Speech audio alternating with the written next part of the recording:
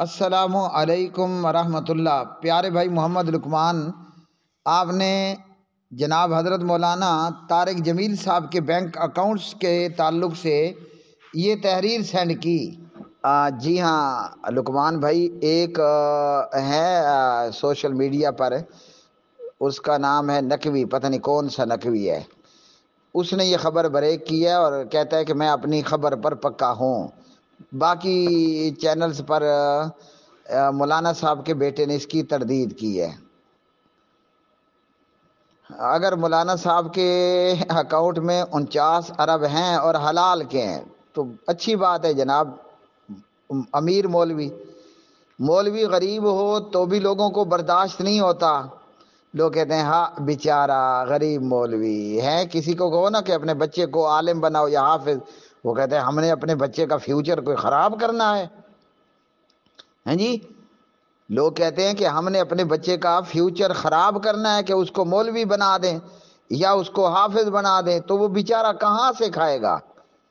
مولانا طارق جمیل صاحب کے اکاؤنٹ کے اندر 49 ارب روپے، اچھی بات ہے کہ یہ امیر مولانا ہے، دولت مند مولانا ہے۔ اب مصیبت یہ ہے کہ مولانا غریب ہو تو لوگوں سے وہ بھی برداشت نہیں ہوتا، مولانا اگر امیر ہو جائے تو وہ بھی لوگوں سے برداشت نہیں ہوتا۔ اب اللہ ہی بہتر جانتا ہے کہ خبر سچ ہے یا خبر جھوٹی ہے۔ بھائی مولانا کے اپنے پیسے ہیں، 49 ارب ہو یا 49 کھرب ہو یا ملین آف بلین ہو، تمہیں کاہے کی تکلیف ہے؟ ہاں جی، تمہیں کاہے کی تکلیف ہے؟ اس کی دولت ہے اور ہے تو سو ہے۔ اور باقی جو اس پوسٹ میں لکھا گیا کہ مولانا صاحب جو ہیں وہ کوئی غریب آدمی تو تھے نہیں، وہ جدی پشتی زمیندار ہیں، جگیردار ہیں، پیسے والے ہیں۔ لیکن بہرحال اگر طارق جمیل کے ساتھ مولانا کا ورلڈ نہ ہوتا نا تو طارق جمیل کے اکاؤنٹس کے اندر اگر 49 بلین ملین آف بلین بھی ہوتے تو لوگوں کو تکلیف نہیں ہونی تھی۔ اصل جو تکلیف دینے والا لفظ ہے نا وہ ورلڈ ہے مولانا، حافظ، علامہ۔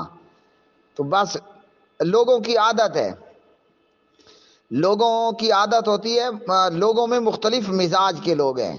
کچھ لوگ ایسے ہوتے ہیں جو کتے کی طرح کاٹنے کو دوڑتے ہیں، کاٹ بھی لیتے ہیں۔ کچھ لوگ ایسے ہوتے ہیں کہ جن کا کام ہوتا ہے گدڑ کی طرح کوکے مارنا۔ اب پتہ نہیں صحیح اردو میں کیا ورڈ ہوگا، ہماری سرائکی میں کہتے ہیں کہ گدڑ کوکا مریندے پہن۔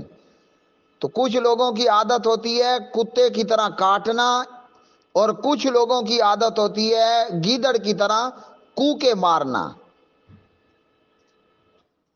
تو یہ حال ہے عوام کا، اور یہ ہمارے معاشرے میں کتے کی طرح کاٹنے کو کس کو دوڑتے ہیں؟ مولانا کو۔ گیدڑ کی طرح کوکے کس کے اوپر مارتے ہیں؟ مولانا پر۔ تو اگر طارق جمیل صاحب کے ساتھ لفظ مولانا نہ ہوتا نا تو پھر کوئی معاملہ نہیں تھا، اور چونکہ ان کے ساتھ لفظ مولانا ہے اس لیے اب کتوں کو بھونکنے کا موقع مل گیا، گدڑوں کو کوکنے کا موقع مل گیا۔